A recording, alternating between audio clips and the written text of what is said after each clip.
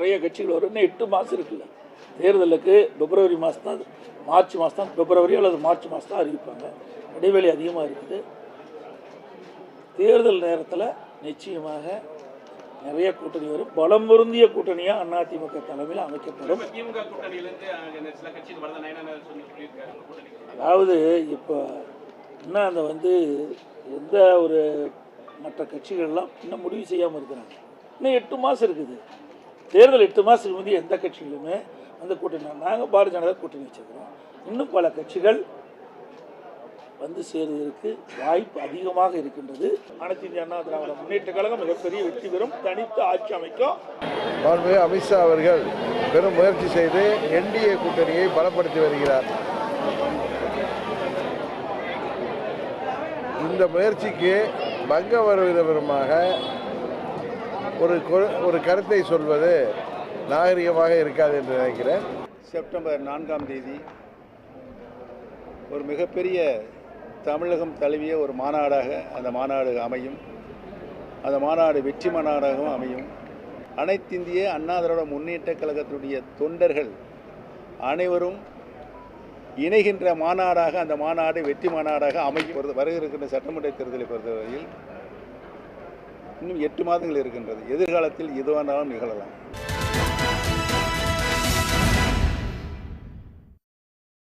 வணக்கம், இது கேள்விக்களம். சட்டமன்ற தேர்தலை அறிவிப்பதற்கு இன்னமும் 8 மாத காலம் இருக்கிறது. அதற்குள் என்ன வேண்டுமானாலும் நடக்கலாம், அணி சேர்க்கைகள் மாறலாம், கூட்டணி பலம் பெறலாம் என்று பல ஊகங்களை சொல்லி வரக்கூடிய நேரத்தில் மக்களை சந்திக்கக்கூடிய ஒரு முயற்சியில் கட்சிகள் தீவிரமாக இறங்கியிருக்கின்றன. ஆட்சி அதிகாரத்தில் இருக்கக்கூடிய திராவிட முன்னேற்றக் கழகம், அதன் தலைவர் திரு மு.க. ஸ்டாலின் அவர்கள் முதலமைச்சர் என்கிற முறையில் தமிழ்நாடு முழுவதும் தொடர்ந்து சுற்றுப்பயணத்தை மேற்கொண்டு வருகிறார். புதிய திட்டங்கள் அறிவிக்கப்படுகின்றன.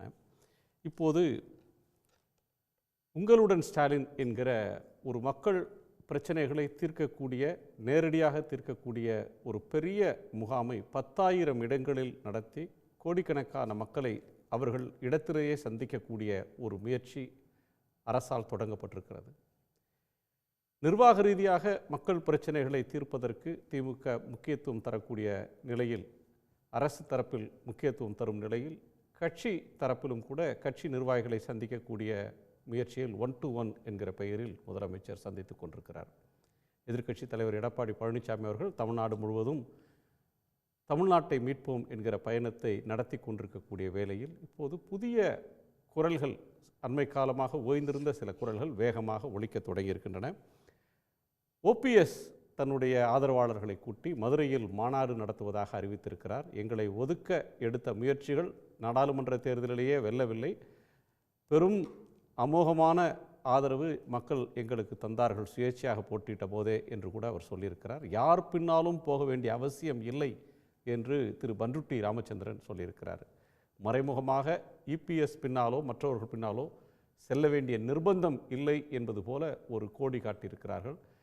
ஆனால் தொடர்ந்து உதாசீனப்படுத்தப்படக்கூடிய நிலையில் NDA, ADMK 2 முகாம்களிலும் திரு OPS, திரு தினகரன் கண்டுகொள்ளப்படாத ஒரு நிலை இருக்கும்போது தங்கள் முக்கியத்துவத்தை பெறுவதற்கு கவன ஈர்ப்புக்காக இந்த முயற்சிகள் நடக்கின்றனவா என்பது ஒரு கோணமாக இருக்கிறது.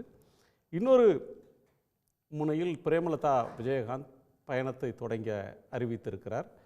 பல்வேறு அம்சங்களை நாம் விவாதிக்கப் போகிறோம். நம்மோடு அரசியல் விமர்சகர் டாக்டர் ஷர்மிளா அவர்கள், OPS ஆதரவாளர் திரு நாஞ்சில் கோலப்பன் அவர்கள், வழக்கறிஞர் திரு அக்னீஸ்வரன் அவர்கள்.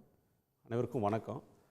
ஷர்மிளா அவர்களுடைய முதற் கோணத்தை கேட்க விரும்புகிறேன். பல்வேறு நகர்வுகள் இப்போவே தொடங்கிடுச்சு. மக்களை சந்திப்பது, மக்களுடைய ஆதரவு யாருக்கு இருக்கிறது அப்படின்ற ஒரு விஷயத்தை தமிழ்நாடு முழுவதும் பரப்புவதற்கான முயற்சி தான் ஒவ்வொரு ஊராக தலைவர்கள் சென்று கொண்டிருக்கக்கூடிய ஒரு முயற்சி. மக்கள் மனங்களை இன்றைக்கு வெல்லக்கூடிய தலைமையாக யார் இருக்கிறார்கள், யாருடைய முயற்சி எடுபட போகிறது, OPS போட்டிருக்கக்கூடிய மதுரை மாநாடு அப்படின்ற ஒன்று என்ன செய்திக்காக ஒரு 2 மாத கால அவகாசம் கொடுத்து போடுறார்? மக்களுடைய ஆதரவு யாருக்கு இருக்கு அப்படின்னு பார்த்தீங்கன்னா, பொதுவாக ஒரு ஓட்டரா வந்து இன்னைக்கு நடக்கக்கூடிய எல்லா அரசியல் பயணங்களையும் நீங்க எடுத்து பாருங்களேன். ஒரு பக்கம் வந்து திமுக தலைமையிலான கூட்டணி வந்து ஓரணியில் தமிழ்நாடுன்னு ஒரு பயணத்தை நடத்துறாங்க. அதற்கு ஒரு நல்ல ரெஸ்பான்ஸ் வந்திருக்கு அப்படின்னு சொல்றாங்க. கிட்டத்தட்ட 2 வாரத்தில் வந்து 1 கோடி தொண்டர்கள் வந்து நாங்கள் சேர்த்துருக்கோம் அப்படிங்கிற ஒரு விஷயத்த சொல்றாங்க. இன்னைக்கு முக்கியமான ஒரு அறிவிப்பை வந்து முதலமைச்சர் அறிவிச்சிருக்கிறாரு. இது போன்ற விஷயங்கள்லாம் மக்களிடையே ஒரு தாக்கத்தை ஏற்படுத்துது. இன்னொரு பக்கம் நீங்க பார்த்தீங்கன்னா, அதிமுக பாஜக கூட்டணியில ஆரம்பத்திலிருந்தே பல கேள்விகள் குழப்பங்களை தான் நம்ம பார்த்துக்கிட்டு இருக்கோம். இந்த கூட்டணியே வந்து முதல்ல ஒரு ஃபோர்ஸ்டு கூட்டணியாக தான் வந்து அமைஞ்சது. முந்தின நாள் வரைக்கும் பாஜகவோட இப்போவும் கூட்டணி இல்லை, எப்பவும் கூட்டணி இல்லை அப்படின்னு சொல்லிட்டு இருந்த இபிஎஸ் திடீர்னு ஒரு நாள் இரவோட இரவா கிளம்பி டெல்லிக்கு போறாரு. 3 வண்டி மாறி போறாரு. அங்க அமித்ஷா கிட்ட என்ன பேசினாரு என்னன்னு தெரியல. அவர் இங்க வந்து இறங்கறதுக்குள்ள அமித்ஷா வந்து கூட்டணி சம்பந்தமான ஒரு செய்தியை வெளியிடுறாரு. அதுக்கப்புறம் பார்த்தீங்கன்னா அவசரமா அமித்ஷா இங்க கிளம்பி வராரு. ஒரு நாள் ஃபுல்லா பேச்சுவார்த்தை நடக்குது. பிரஸ்ஸை இப்போ சந்திக்க போறாங்க, அப்போ சந்திக்க போறாங்க அப்படின்னு ஒரு இழுபறிக்கு அப்புறம் கிட்டத்தட்ட ஃபோர்ஸ் பண்ணி எடப்பாடி அவர்களை கூட்டிட்டு வந்து ஒரு கூட்டணியில உட்கார வச்ச மாதிரி அந்த கூட்டணி அனௌன்ஸ்மெண்ட் இருந்தது. அந்த கூட்டணி அனௌன்ஸ்மெண்ட் பண்ணக்கூடிய அந்த மேடையில கூட அமித்ஷா ரொம்ப தெளிவா என்ன சொல்றாரு அப்படின்னா, என்டிஏ தலைமையில இந்த கூட்டணி களம் காணும். என்டிஏ உடைய தலைவராக இங்க ரெப்ரசன்டேட்டிவாக எடப்பாடி அவர்கள் இருப்பார். சீஃப் மினிஸ்டர்னு சொல்லல, என்டிஏ உடைய தலைவராக எடப்பாடி அவர்கள் இருப்பாரு. கூட்டணி ஆட்சி கோயலிஷன் சர்க்கார் பனேகி அப்படிங்கிற ஒரு விஷயத்தை தெளிவா சொல்றாரு. அதுக்கப்புறம் பாத்தீங்கன்னா பாஜகவுடைய அதிகாரப்பூர்வ அறிக்கையிலையும் கூட்டணி ஆட்சி அப்படிங்கறத வலியுறுத்தி நாங்க ஜெயிச்சதுக்கு அப்புறம் என்னென்ன போர்ட்ஃபோலியோ அப்படிங்கறத டிஸ்கஸ் பண்ணுவோம் அப்படிங்கறத தெளிவா சொல்றாங்க. இதற்கப்புறம் தொடர்ந்து பாத்தீங்கன்னா ஒவ்வொரு கட்சியும் தங்களுடைய விருப்பத்தை சொல்றது இயற்கை. அந்த வகையில அமித்ஷா தன்னோட விருப்பத்தை சொல்றாரு. ஆனால் கூட்டணிக்கு தலைமை தாங்குற இடத்துல இருக்கிற அதிமுக எங்களுக்கே தனி பெரும்பான்மை கிடைக்கும்னு சொல்றாங்களே. ஓபிஎஸ் ஓட இதுக்கு வருவோம். ஆமா, அத கன்வின்சிங்கா சொல்லல. ஓபிஎஸ் சார் வந்து அதை கன்வின்சிங்கா சொல்ல மாட்டேங்கிறாரு. அதிமுக தனி பெரும்பான்மையுடன் ஆட்சி அமைக்கும் தான் சொல்றாரு தவிர தனித்த அதிமுக மட்டும்தான் ஆட்சி அமைக்கும் அப்படிங்கறத ஏன் அவர் சொல்ல மறுக்கிறாரு அப்படிங்கிற ஒரு கேள்வி இருக்குல்ல. அப்ப அவங்களுக்குள்ளேயே ஒரு கிளாரிட்டி கேட்டகாரிக்கலா பிஜேபியுடைய கூட்டணி ஆட்சின்ற ஐடியாவை நாங்க ஏற்றுக்கொள்ளல, நாங்க நிராகரிக்கிறோம் அப்படின்னு நேரடியா சொல்லணும்னு எதிர்பார்க்கறீங்க. கூட்டணி ஆட்சி பிஜேபியில அமைச்சரவையில இடம் தர மாட்டோம் அதை சொல்ல. அப்போ மக்களுக்கு அதை சொன்னாதானே மக்களுக்கு ஒரு கிளாரிட்டி இருக்கும். இப்போ ஒரு வோட்டர் பாயிண்ட் ஆஃப் வியூல இருந்து நீங்க பாத்தீங்கன்னா கூட்டணி இது கூட்டணி ஆட்சி தான் அமைக்க போகுதுன்னு ஒரு சைடு அமித்ஷா தொடர்ந்து சொல்லிக்கிட்டு இருக்காரு. இன்னைக்கு கூட எல்முருகன் என்ன சொல்றாரு, அமித்ஷா சொல்றதுதான் ஃபைனல் வேர்டு, அவர் தான் தீர்மானிப்பாரு அப்படிங்கிற ஒரு விஷயத்த அழுத்தம் திருத்தமா சொல்றாரு. அப்போ என்டிஏ உடைய ரெப்ரசன்டேட்டிவான எடப்பாடி அவர்களுக்கு இங்க என்ன இம்பார்ட்டன்ஸ் இருக்கு, அவர் சொல்லக்கூடிய வார்த்தைக்கு என்ன முக்கியத்துவம் இருக்கு அப்படிங்கிற கேள்வி மக்கள் மனசுல வரும் இல்லையா. கூட்டணி ஆட்சி அப்படிங்கறத பெரும்பாலும் தமிழ்நாட்டில் இருக்கக்கூடிய மக்கள் கடந்த காலத்திலயும் அவங்க ஏத்துக்கல அப்படிங்கிறது நமக்கு நல்லாவே தெரியும். அப்ப என்ன மெசேஜை நீங்க வந்து கன்வே பண்ண முயற்சி பண்றீங்க? அப்ப நீங்க பேசக்கூடிய விஷயங்களே உங்களுடைய கூட்டணியை வலுவிழக்க செய்கிறது. இதெல்லாம் யோசிச்சு பாருங்க. அதிமுக தொண்டர்களுக்கும் சரி பொதுமக்களுக்கும் சரி என்ன இம்பாக்டை ஏற்படுத்தும்? ஒரு பக்கம் வந்து உங்களுடைய தலைவரை அதிமுகவுடைய தலைவரான அண்ணாவை நீங்க ஒரு முருகன் மாநாடு அப்படிங்கிற பேர்ல விமர்சனம் பண்றீங்க. இன்னொரு பக்கம் அந்த கூட்டணியுடைய தலைவர் அப்படின்னு எடப்பாடி அவர்களை முன்னிறுத்திட்டு அவர் சொல்லக்கூடிய விஷயங்கள் எல்லாம் அதற்கு நேர் எதிரான விஷயங்களை தொடர்ந்து பாஜக தலைவர்கள் களத்துல பதிவு பண்ணிக்கிட்டே வராங்க. அப்படிங்கும்பொழுது அதிமுக தொண்டர்களுக்கு இயல்பாகவே உண்மையிலேயே அதிமுக நல்லா இருக்கணும்னு நினைக்கக்கூடிய தொண்டர்களுக்கு இது ஒரு சலிப்பை ஒரு வெறுப்பை ஏற்படுத்தாதா? நீங்க வந்து எங்க தலைவரை என்ன அளவுக்கு மதிக்கிறீங்க, அவருக்கு என்ன மரியாதை கொடுக்குறீங்க, இப்படி தொடர்ந்து எங்களுடைய தலைவர்களை நீங்க வந்து சிறுமைப்படுத்திட்டே இருக்கிறீங்க. அப்ப உங்களுக்காக களத்துல நாங்க ஏன் வேலை செய்யணும் அப்படிங்கிற ஒரு விரக்தி உண்மையான தொண்டனுக்கு வரும்ல. அப்ப இந்த கூட்டணி எப்படி வந்து கிரவுண்ட் லெவல்ல ஒரு ஆரோக்கியமான ஒர்க்கிங் பார்ட்னர்ஷிப்பா எப்படி டிரான்ஸ்ஃபர் ஆகும் இல்ல டிரான்ஸ்லேட் ஆகும் அப்படிங்கிற ஒரு கேள்வி இருக்கு இல்லையா. இது எல்லாத்தையும் பொதுமக்கள் வெளிப்படையா பார்த்துக்கிட்டு இருக்கிறாங்க. ஒவ்வொரு நாளைக்கு இன்னைக்கு பாருங்க, எடப்பாடி அவர்கள் கிட்டத்தட்ட பாஜகவுடைய பேச்சாளராகவே மாறி அவர்களுடைய கருத்தியல் பரப்பு செயலாளராக மாறி இன்னைக்கு வந்து அறநிலைத்துறையை விமர்சனம் பண்ற அளவுக்கு வந்து அவர் பேசுறாரு. இது கடுமையான எதிர்வினைய பொதுமக்கள் கிட்ட இருந்து தான் விமர்சனங்களை வந்து எழுப்பியிருக்கு. எதிர்கட்சிகளை விட இன்னைக்கு பொதுமக்கள் தான் இபிஎஸ் உடைய இந்த ஸ்டேட்மெண்ட்டை வந்து அதிகம் விமர்சிக்கிறாங்க அப்படிங்கறத பாக்குறோம். நயினார் நாகேந்திரன் அவர்கள் இன்னொரு பக்கம் என்ன சொல்றாரு, எங்களுக்கு 2024 பெருசு இல்ல, எங்களுக்கு 2029 தான் பெருசுங்கிறாரு. அது வந்து களத்தில் இருக்கக்கூடிய அதிமுக தொண்டர்களை எந்த அளவுக்கு டிமோட்டிவேட் பண்ணும்? இதெல்லாத்தையும் வந்து யோசிக்காம தொடர்ந்து பிஜேபி இதை செய்யுது அப்படின்னா இதற்கு பின்னால் இருக்கக்கூடிய காரணத்தை நாம புரிஞ்சுக்கணும். பிஜேபி வேணும்ட்டே இதை செய்யறாங்க. இதை செய்யக்கூடிய அவர்களுடைய பிரதான நோக்கம் என்ன அப்படின்னு பாத்தீங்கன்னா, அவங்களுக்கு நல்லாவே தெரியும் திமுக தலைமையிலான மதசார்பற்ற முற்போக்கு கூட்டணி ரொம்ப ஸ்ட்ராங்கா இருக்கு. சோ அடுத்த இடத்துக்கு அதிமுக வருதோ இல்லையோ, இங்கே இருக்கக்கூடிய இப்ப கடந்த 2024 தேர்தல்ல எப்படி கூட்டணி கட்சிகள்லாம் வச்சுக்கிட்டு அவங்களுடைய ஓட் பேங்கையும் இவங்களோட கணக்குல சேர்த்துக்கிட்டு 18% நாங்க வாங்கிட்டோம் அப்படிங்கிற ஒரு நரேட்டிவை செட் பண்ண முயற்சி பண்றாங்களோ, அதே மாதிரி அதிமுக வாக்குகளை களவாடி எங்களுக்கு பாருங்க ஹிந்துத்வா ஹஸ் அரைவ்டு, எங்களுக்கு 2026ல இப்படி கன்சாலிடேட்டட் ஓட் பேங்க் இருக்கு அப்படிங்கிற ஒரு நரேட்டிவை செட் பண்றதுதான் பாஜகவுடைய அஜெண்டாவா நான் பாக்குறேன். இந்த கூட்டணியினால ஓபிஎஸ் நீண்ட காலத்துக்கு பிறகு ஏறத்தாழ ஒரு மௌனத்தை கலைச்சி இன்னைக்கு பொதுவெளிக்கு பேச வந்திருக்கிறாரு. அவருடைய கோணம் அப்படின்ற ஒன்று ஒரு கவன ஈர்ப்புக்காக பேசுறாரோ? ஏடிஎம்கே இன்னைக்கு வரையிலும் ஓபிஎஸ்க்கு இடம் இல்லைன்னு சொல்லிட்டாங்க, பிஜேபியும் கண்டுக்கல, ஒரு விரக்தியில ஒதுக்கப்பட்ட ஒரு நிலையில இந்த இடத்துக்கு வர்றாரா? அப்படியெல்லாம் இல்லை சார், ஒதுக்கப்பட்ட நிலையிலலாம் இல்லை. அண்ணன் வந்து எடுத்தோம் கவுத்தோம் ஒன்றும் பண்ணாமல் நிறைகுடம் தழும்பாது. அவரை பொறுத்த வரைக்கும் கொஞ்சம் அமைதியான செயல்பாடு பண்ணுவார். பாஜக அமித்ஷா இன்னைக்கு எடப்பாடி பழனிசாமியை வந்து நீங்கள் தான் என்டிஏ தலைவர் சொன்னதோ அதற்கு உடனே கண்டனம் தெரிவித்தார் அமித்ஷாவுக்கு. அவர் மனசில் ஒன்றும் பயம் கிடையாது. அதனால் அவர் வந்து தெளிவாக சொன்னார். அமித்ஷா சொன்னது தவறுங்கிறத கண்டனத்தை உறுதிப்படுத்தினார். நாங்கள் 2026 வரைக்கும் பாவம் மேடம் இவ்வளோ நேரம் சொன்னாங்க. பாஜக முதல்ல தமிழ்நாட்டில் எங்கே இருக்குது? அதிமுக மேலே தான் குதிரை சவாரி போட்டாகணுங்கிறது கட்டாயம் தானே. அதுதான் அவங்க ரொம்ப நேரம் பேசுனாங்க. ஒரே வார்த்தை, பாஜக தமிழ்நாட்டில் எங்கே இருக்குது? இல்லை, அதிமுகவை உடச்சி வச்சுக்கிட்டு தான் உட்கார்ந்துருக்கு, பாஜக செயல்பட்டு இருக்காங்கிறது ஊரறிஞ்ச விஷயம். இதில் மறுப்பு ஒன்றும் இல்லை.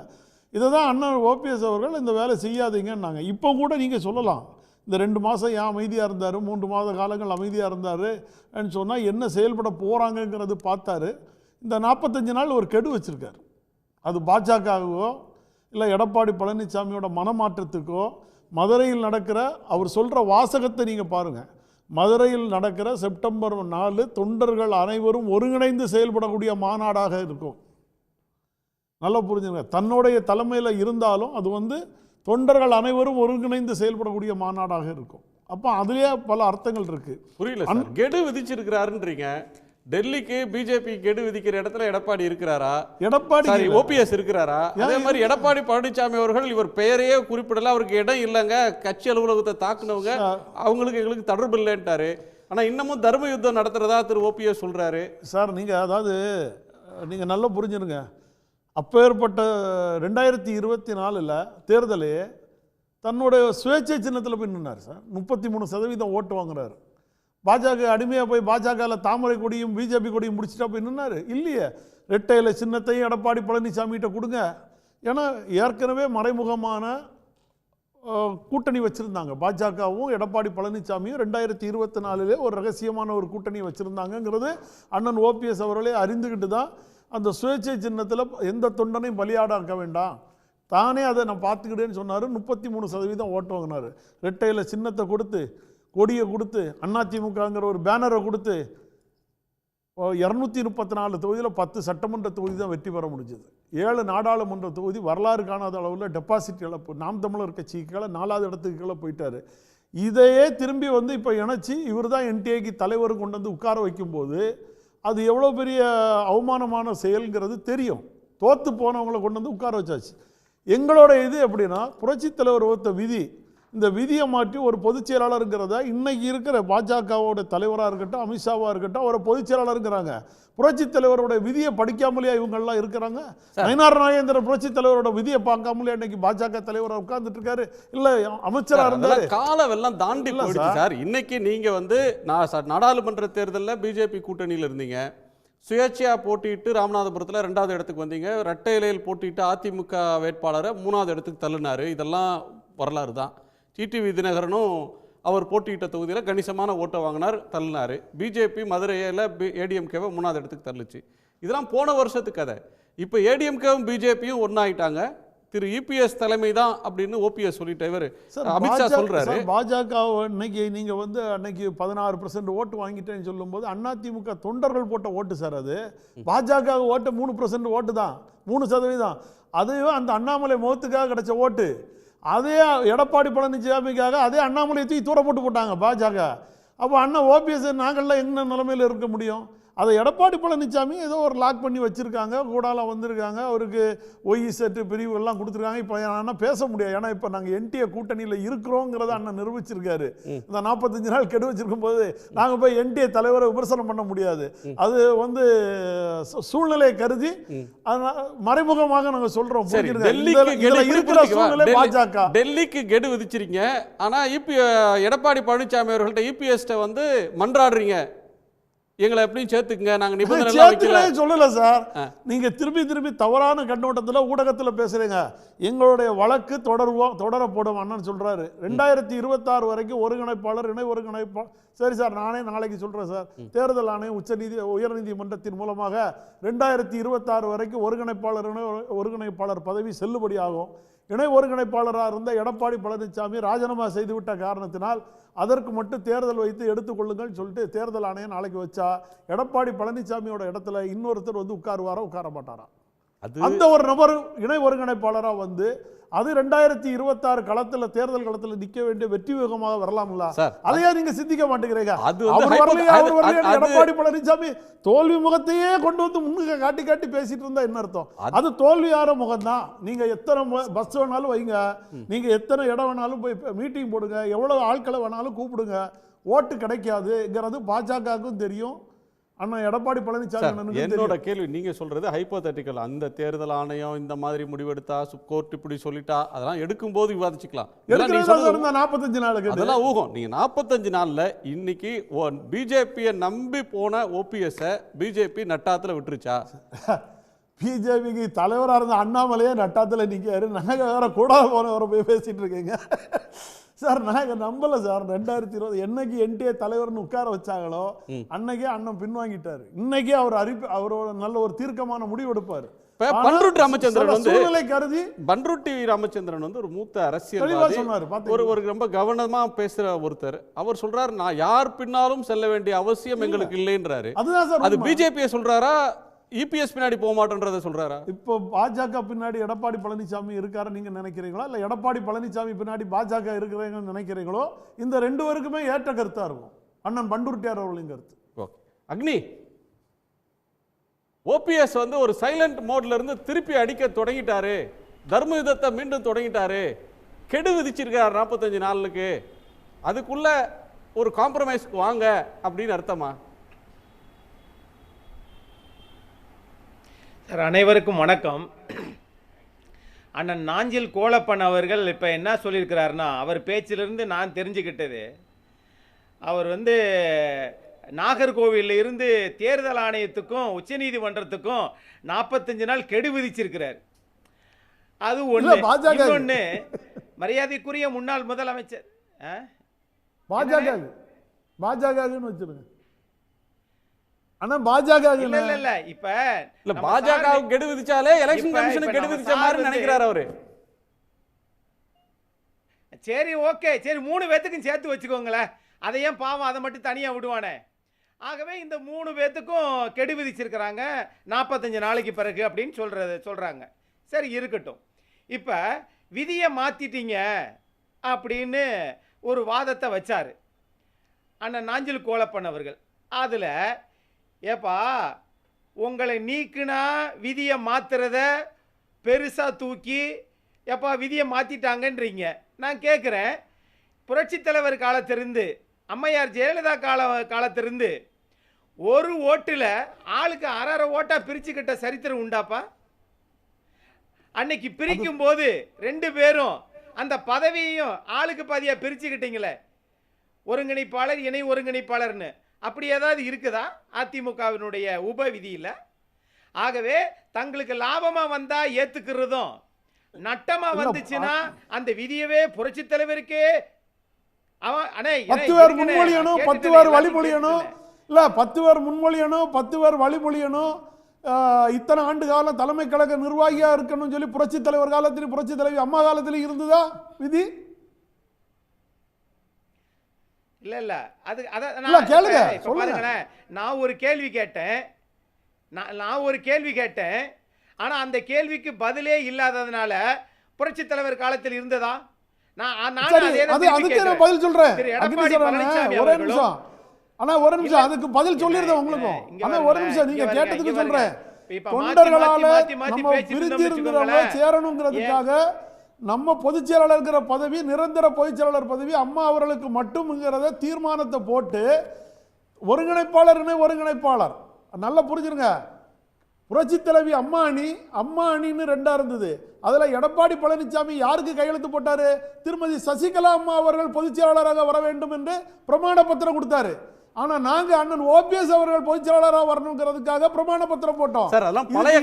இடையில எங்க இருந்து வந்த எடப்பாடி பழனிசாமி விதியே மாத்துனது அவர்தான்.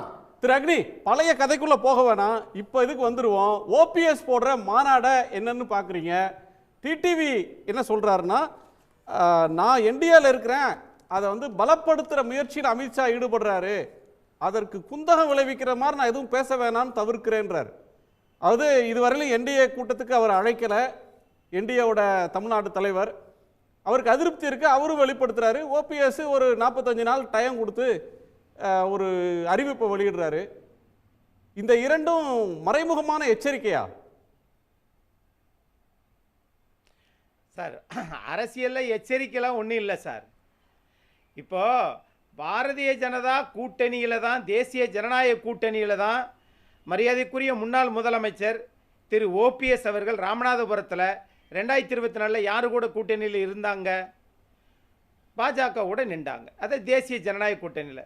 அதே மாதிரி மரியாதைக்குரிய டிடிவி தினகரன் அமமுக எந்த கட்சியோடு நின்றுச்சு? தேசிய ஜனநாயக கூட்டணியில் நின்றுச்சு. இப்போ அவங்களுக்கு என்னன்னு கேட்டிங்கன்னா, எப்பா நாங்கள் தானே சீனியரு, நாங்கள் 2024 தேசிய ஜனநாயக கூட்டணியில் இருக்கிறோமே, இப்போ வந்து நீங்கள் அதிமுக தலைமையில் கூட்டணின்னு சொல்லி அமித்ஷா சொல்லிட்டாரே என்று அவர்கள் யோசிக்க கூடும். அதெல்லாம் இங்கே முக்கியம் இல்லை. இப்போ நீங்கள் என்னதான் கேட்டாலும் தேசிய ஜனநாயக கூட்டணியை தான் நீங்கள் வலுப்படுத்தணும், அந்த கம்பார்ட்மெண்ட்டில் தான் நீங்கள் ஏறணுமே ஒழிய இங்கே அதிமுக என்கிறது அது பாருங்க, வழக்கெல்லாம் போடுவாங்களாம். எத்தனை கையெழுத்தில் நான் வக்காலத்தில் கையெழுத்து போட்டேன்னு சொல்லியே மாண்புமிகு எதிர்க்கட்சி தலைவர் அவர்களுக்கு தெரியல. அப்படி கேஸும் போட்டுக்கிடுவாங்களாம். அதே மாதிரி இவங்க தேசிய ஜனநாயக கூட்டணியில் தேர்தலை சந்திப்பாங்களாம், அதிமுகவை எதிர்த்து நிற்பாங்களாம், ரெட்டலையை தோக்கடிப்பாங்களாம். ஆக மீண்டும் அவர்கள் சார் நாளைக்கே காலையிலேயே இவங்க 4 பேரும், அம்மா சசிகலா அம்மா, திரு டிடிவி தினகரன், திரு ஓபிஎஸ் அவர்கள், திரு எடப்பாடி பழனிசாமி அவர்கள், இவங்க 4 பேர் என்ன முடிவு எடுக்கட்டும் சார்? ஓபிஎஸ் டிடிவி மட்டும் இல்ல, பிஜேபி அதிமுக எதிர்த்தான் நினைச்சு, அதிமுக பிஜேபி எதிர்த்தான் நின்னது. மதுரையில யாரு எதிர்த்து நின்னாங்க, கோயம்புத்தூர்ல யாரு எதிர்த்து நின்னாங்க? அது அன்னைக்கு அது இப்ப இல்ல, போன தேர்தல், நடக்க போற சட்டமன்ற தேர்தல். அதுதான் சார் 2024 நாடாளுமன்ற தேர்தல் சார். நீங்க சொல்றது சார், நான் மறுக்கல. ஒரு நிமிஷம், சர்மிளா மேடம் தான் கூப்பிடுறாங்க. டாக்டர் சர்மிளா நின்றாரு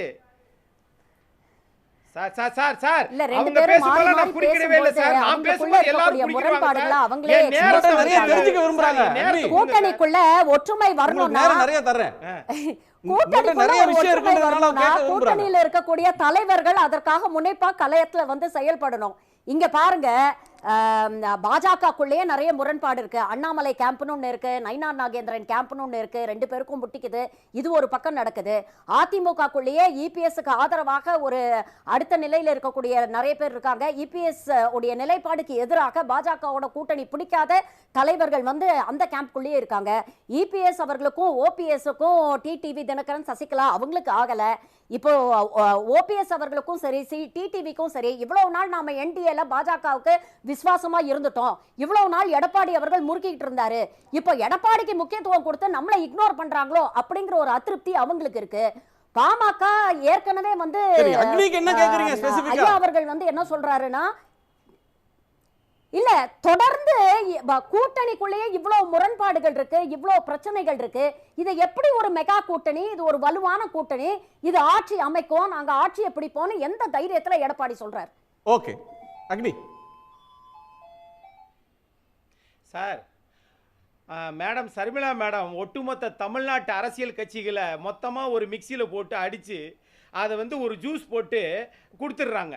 நான் கேட்குறேன், மொத்தமாக போட்டு அடிக்கிற போது திமுக பற்றி மட்டும் அவங்க சொல்ல மாட்டேங்கிறாங்க. ஏன்னா ஐயா சண்முகம் என்ன சொல்கிறாரு, நீங்கள் வந்து ஐயா நம்மளுடைய அண்ணன் திருமாவளவன் வந்து எல்லாமே ஒத்துமையாக இருக்கிறாங்களா, அதே மாதிரி இது வந்து காமு ஷெரீப் ஐயா அவங்களுடைய பேரன் வந்து துணை முதலமைச்சர் எங்களுக்கு வேணும்னு சொல்லி காங்கிரஸ்ல வந்து ஜனநாயக ரீதியா விமர்சனங்களை வைக்கிறாங்க. ஆனா இங்க வெளிப்படை தன்மையே இல்லையே, வெளிப்படையா பேச மாட்டேங்கிறீங்க. கேட்கிற கேள்விக்கு நேரடியா பதில் வர மாட்டேங்குது, மழுப்பலான தானே பதில் கொடுக்குறீங்க. ஓகே அக்னி, நீங்க குறுக்கிடாதீங்க மேடம். அக்னி அவரோட கருத்தை முழுமையா சொல்லி முடிச்சிரட்டும். இல்ல நான் என்ன கேட்கிறேன்னா, மழுப்பலா கருத்து வருது அப்படின்னா நீங்க என்ன சொல்றீங்கன்னா, அப்ப அங்க வெளிப்படையா கேட்குறாங்கல்ல, தீர்வு என்னன்னு சொன்னீங்களா? அதை மட்டும் விட்டுறீங்க. வாழ்க்கையில ரெண்டு விஷயம், நான் பலமானவன் என்று ஒத்துக்கிறது ஒரு வகையான ஆளுமை. இன்னொன்று எதிர்த்தாப்புல பார்த்தியா, அவன் ரொம்ப பலவீனமாகவே இருக்கிறான்டா, அவன் என்னன்னு தெரியல, ஆள் மெலிஞ்சுக்கிட்டே போகிறான், சரியில்லை, அவனுக்கு சுகராக இருக்குமோ, இப்படி சொல்லியே திமுகவும் திமுக கூட்டணி கட்சிகளும் எதிரில் இருக்கக்கூடிய முகாமினை நீங்கள் பலவீனப்படுத்துவதே ஒரு யுக்தியாக வச்சிருக்கிறீங்க. ஆகையினால அரசியல் கட்சியில எல்லாமே அந்த இது இருக்கத்தான் செய்யும், எல்லா பிரச்சனையும் இருக்கும். அதெல்லாம் பாஜக தான் உங்களை பலவீனப்படுத்திட்டு இருக்கு. இல்ல தொடர்ந்து பாஜகல தான் கூட்டணி ஆட்சி பேசிட்டு இருக்காங்க. அதை எதிர்த்து தெளிவான ஒரு பதிலை இபிஎஸ் அவர்கள் இந்த நிமிஷம் வரைக்கும் ஏன் கொடுக்க முடியல? உங்க கட்சிக்குள்ள இருக்க கூட உங்க கூட்டணி கட்சி தான் உங்களை பலவீனப்படுத்திட்டு இருக்கே தவிர, எதிரணியில இருக்கக்கூடிய கூட்டணி கட்சிகள் எல்லாருமே நீங்க நல்லா இருக்கணும் அப்படிங்கிற விமர்சனத்தை தான் வைக்கிறாங்க. ஐயோ, அதிமுக நல்லா இருக்கணும்னு நினைக்கிறதுனால தான் நீங்க பீரங்கி கணக்க எடுத்து சுடுறீங்க. அமித்ஷா அவர்களை விட எடப்பாடி பழனிசாமியை விட நீங்க ரொம்ப படபடன்னு பேசுறீங்க. அவங்க அரசியல் கட்சி. ஐயோ, அதிமுக நல்லா இருக்கணும்ன்றத அந்தந்த கட்சி தலைவர்களும் தொண்டர்களும் முடிவெடுத்துக்கிறாங்க. நம்ம பேசக்கூடிய கருத்தை குணசேகர் சார் கேள்வி கேட்டா பதில் சொல்லிட்டு பேசாம வீட்டுக்கு போக போறோம், அப்படித்தானே? அதுக்கு எதுக்கு பீரங்கி எனக்கு கடன்னு சொல் மலையை போட்டு கொட்டி தள்ளுறீங்க? என்னையும் கொஞ்சம் பேச அனுமதிக்கல. எனக்கான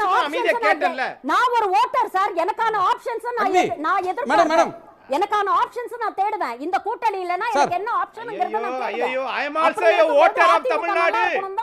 I am also a voter. Okay Thiru Agni point வருவோம். நேரடியான திமுக நல்லா இருக்கு சார். அக்னி நேரடியான ரெண்டு கேள்விகள் அக்னி. அவங்க ஷர்மிளா அவர்கள் சொன்ன ஒரு கருத்துல இருந்தே கூட பேசலாம். சொல்லுங்க சார். திரு பழனிசாமி அவர்கள் சொன்னது 8 மாசம் இருக்கு, அதற்குள்ள நிறைய கூட்டணி கட்சிகள் வந்து சேருவாங்க, பலமான கூட்டணி அமைப்போம்னு சொல்றாரு. போன தேர்தலில் அப்படி சொன்னாங்க, நடக்கலை. இந்த தேர்தலில் இதுவரையிலையும் அன்புமணி கமிட் ஆகலை, பிரேமலதா தனியாக போகிறாங்க, டிடிவி இந்த இதற்குள்ள இன்னமும் வரல, ஓபிஎஸ் தனி மாநாடு போடுறன்றாரு. எந்த மாதிரி ஒரு பலமான கூட்டணியை அமைக்க போறீங்க? ஓபிஎஸ் டிடிவி அதிருப்தியில் இருக்கிறாங்களா, உங்களுக்கு சவால் விடுறாங்களா, வேண்டுகோள் வைக்கிறாங்களா? சார், நீங்கள் முதல் கேட்ட கேள்வி சார், பலமான கூட்டணியை எப்படி அமைக்க போகிறீங்க அப்படின்னு கேட்குறது, அது வந்து 8 மாத காலம் அவகாசம் இருக்குது. இவங்க 45 நாள் கொடுத்துருக்குறாங்க, தனியாக இருக்கிறவங்க 45 நாள் கொடுக்கதே நீங்கள் ஏற்றுக்கிட்டீங்க சார். ஆக 8 மாதம்ன்றது 24 240 நாள் இருக்குது. இது ஒன்று. ரெண்டாவது, அது வரைக்கும் நம்ம வந்து we have to wait for that. ஒன்று. ரெண்டாவது விஷயம் சார், ரெண்டாவது கேள்வி என்ன சார்? மோடியில போய் ஓபிஎஸ்க்கு ஓட்டு போடுங்க, ஒரு எம்எல்ஏ ஆகட்டும்னு இபிஎஸ் ஓட்டு கேட்க போறாரா? போக முடியுமா? மதுரையில் நின்று ஓபிஎஸ் வந்து இபிஎஸ் தான் எங்க சீஃப் மினிஸ்டர் கேண்டிடேட், நாங்கெல்லாம் என்டிஏன்னு சொல்ல போறாரா, இல்ல மறுபடியும் ஒரு தர்ம யுத்தத்தை ரெடி பண்ண போறாரா? சார் சார் அதெல்லாம் வந்து அரசியல் கட்சி தலைவர்கள் பொறுத்து முடிவெடுப்பாங்க சார். ஆனால் ஒன்று சார், 234 தொகுதியிலும் ரெட்டல சின்னத்திலேயே இந்தியாவிலேயே காங்கிரஸுக்கு பிறகு எல்லா இதுலையும் நின்றது 234 நின்றது அதிமுக தான் சார். ஆக அதே மாதிரி ஒரு சூழல், என்னதான் எதிர்ப்புகள் வந்தாலும் யார் ஏற்றுக்கிட்டு சரி வரத்தான் செய்யும், இந்த இயக்கம் பால்படக்கூடாது அப்படின்னு நினைக்கிறவர் தான் திரு எடப்பாடி பழனிசாமின்னு நான் 100% நம்புறேன். ஒன்று. ரெண்டாவது, இது நம்ம மேடம் வந்து ரொம்ப இது பண்ணாங்க, என்னன்னா எங்க அதிமுக நல்லா இருக்குன்னு தாங்க கேட்குறேன்னு சொல்லி. அது உண்மைதான், அந்த அக்கறை எனக்கும் உண்டு. ஆனால் பாஜக அழுத்தம் தெரிவிக்குமா அப்படின்னு கேட்டால் அதுக்கு தெளிவான பதில் சொல்லணுன்றத என்னுடைய விருப்பம். 2014 282 நாடாளுமன்ற உறுப்பினரோட பாஜக அன்றைக்கு இருந்தது. 2019 303 நாடாளுமன்ற பெரும்பான்மையோட பாஜக முழு தனி மெஜாரிட்டியில் இருந்தது. ஆனால் 2024 38 கட்சிகளை சேர்த்து இன்றைக்கு வெறும் 272 கூட எடுக்க முடியாமல் இருக்கக்கூடிய அந்த சூழ்நிலையில தான் வெறும் 240 எடுத்து இன்னைக்கு என்ன சொல்றாங்கன்னா, நாங்கள் தமிழ்நாட்டில் நாங்கள் அது ஆட்சியில் பங்குன்றாங்க. அது நடக்கவே நடக்காது. 2011 பாஜக சொன்னிய அந்த வாக்கியத்துக்கு வேற ஒரு பொருள் உண்டு, அழுத்தமான ஆதிக்கம், அது உண்மைதான். ஆனால் 2026 அது நடக்காது. காரணம், ஆர்எஸ்எஸ் மோகன் பகவத் என்ன சொல்லிட்டாருன்னா, பிரதமர் நரேந்திர மோடி பேர் சொல்லாம 75 வயசுன்னு சொல்லிட்டாரு. ஆகவே ஆர்எஸ்எஸ் யாரை நினைக்கிறதுன்றா, அடுத்த அமித்ஷாவா, ஆதித்யாவா, அல்லது நிதின் கட்கரியினுடைய ஆசி பெற்ற தேவேந்திர பட்னாவிஸா என்று பிரதமர் யார் என்பது அவர்களுக்குள் அடித்து சண்டை போடக்கூடிய காலமும் நெருங்கி இருக்கிறது. ஆகவே மாநில கட்சிகளை இனிமேலுக்கு இந்த அவங்க அடிச்சுப்பாங்க, அந்த நேரத்துல சைக்கிள் கேப்ல நாம எஸ்கேப் ஆயிடலாம் நினைக்கிறீங்களா? அங்கேயே டெல்லியிலே பெரிய குடும்பிப்பிடி நடக்கும், அந்த நேரத்துல நம்மள பெருசா தொந்தரவு பண்ண மாட்டாங்க அப்படின்னு திமுக நினைக்கலாம். நீங்க தானே சார் சொல்றீங்க திமுகவும் திமுக கூட்டணி கட்சி நினைக்குது. ஆமா, நான் சொன்னது உண்மை. ஆனால் மாநில கட்சியில் தனி கூட்டணி தானே இருக்கிறாங்க, அதை நான் மறுக்கலையில. மாண்புமிகு பொதுச் செயலாளரும் அது மறுக்கலையில. தனிப்பெரும்பான்மையுடன் ஆட்சி அமைக்கும், இதை எப்ப சொல்றாரு? 2 மாசத்துக்கு முன்னாடியும் சொன்னாரு, இன்னைக்கும் சொல்றாரு, இன்னும் 2026 தேர்தலே அதைத்தான் சொல்லுவாரு. ஆகவே ஆனா திரு அமித்ஷா அவர்கள் 2 மாசத்துக்கு முன்னாடி என்ன சொன்னாரு? அதிமுக தலைமையில் கூட்டணி, அது என்டிஏவே தமிழ்நாட்டில் அதிமுக எப்படி காங்கிரஸ் 200 வருஷ கட்சி திமுக தலைமையில் இருக்குதோ அதே மாதிரி இங்க பாஜக அதிமுக தலைமையில் கூட்டணி. அதிமுகவின் பொதுச் செயலாளர் தான் முதலமைச்சர் வேட்பாளர். அதிமுகவின் உள் விவகாரங்களில் தலையிட மாட்டோம். அண்ணன் நாஞ்சில் கோல பண்ண அவங்களுக்கு தான் முக்கியம், தலையிட மாட்டோம். ஆகவே இவ்வளவு நடந்துருச்சு. ஆனா இன்னைக்கு மாத்தி பேசுறாங்க. காரணம், அவங்களுக்கு வந்து ஒருவேளை வடபுலத்தில் நாம வந்து ராமருக்கு செலவச்சோம், அங்கேயே நாம பலவீனமாக தோற்று விட்டோம், 70 இடங்களில் நாம வந்து தோத்துட்டோமே, ஒருவேளை தென்னகத்தில் இருக்குன்னு நினைக்கிறாங்க. ஆனா இங்க தமிழ்நாட்டில் அதிமுகவுக்கும் திமுகவுக்கும் தான் போட்டி. மாண்புமிகு முதலமைச்சர் அவர்களுக்கும் முன்னாள் முதலமைச்சருக்கும் இது நன்னாவே தெரியும். ஆகையினால இதுல வந்து எதிர்க்கட்சி வந்து நாங்க காம்பேக்டா இருக்கோம், ஹவுஸ்ஃபுல்லா இருக்கோம்னு சொல்லி திமுகவும் திமுக கூட்டணின்னு நினைக்கலாம். ஆனால் மாண்புமிகு பொதுச் செயலாளர் போகிற போது கூட்டத்தை பார்த்தீங்களா? உளவுத்துறை ரிப்போர்ட் எல்லாம் அப்படி தலைகீழா மாறும். ஆகவே அவங்களுக்கு பயமே என்னன்னு கேட்டீங்கன்னா, இப்போ நம்ம ஹவுஸ்ஃபுல் சொன்னமே இப்போ இப்படி மாறிக்கிட்டு இருக்கு என்பதற்கு தான் இப்போ வந்து மகளிருக்கு வந்து அந்த இதெல்லாம் வந்து ரிலாக்ஸேஷன் கண்டிஷன்லாம் அதெல்லாம் வந்து அந்த விதிகளை தளர்த்திருக்கிறாங்க. மக்களை தேடி ரிலாக்ஸ் பண்ண போறோம், கூடுதலா தர போறோம்னு 4 மாசத்துக்கு முன்னாடியே சொல்லிட்டாங்க. 4 வருஷ காலம் ஏன் இப்படி செய்யல? ஷர்மிளா மாதிரியே அதிமுக நல்லா இருக்கணும்னு நினைக்கிற, அதிமுக பலமா இருக்கணும்னு நினைக்கிற இன்னொரு விருந்தினர் இருக்காரு, திரு பெங்களூர் புகழேந்தி. அவருடைய கருத்தை கேட்டுறலாம். ஒரு வார்த்தை, அதாவது பாஜக சொல்லுச்சுன்னு சொன்னீங்க. நம்ம அண்ணன் எடப்பாடி பழனிசாமி என்ன சொன்னாரு? ஒரே ஒரு நிமிஷம். அண்ணன் எடப்பாடி பழனிசாமி 2026 இல்ல 2029 பாஜக கூட கூட்டணி கிடையாதுன்னாரு. அவர் எப்படிங்க வந்து திரும்பி பாஜக கூட கூட்டணி வச்சாரு? நம்ம சொல்லட்டும்னே, அதையும் நீங்க சொல்லணும்ல. ஓகே ஓகே, நான் இப்ப கேக்குறேன் நீங்க இவ்வளவு கேஸ் போட்டீங்கல, நீங்க துணிச்சலா சொல்றீங்க, சொல்லுங்க. மோடி வரக்கூடாதுன்னு ஏத்துறாங்க, வேலை செஞ்சீங்க. நீங்க என்டிஏ கூட போயிட்டீங்கல்ல, அப்ப அதிமுக கூட இருக்கிறோம். நீங்க சொல்லலாம். எப்படி இது அந்த என்டிஏ மோடி வேண்டான்னு சொன்ன ஆளு, மோடியே வேண்டான்னு சொல்லி வர வேண்டான்னு சொன்னவரை கொண்டு போய் என்டிஏக்கு தலைவரா உட்கார வச்சிருக்கேங்க.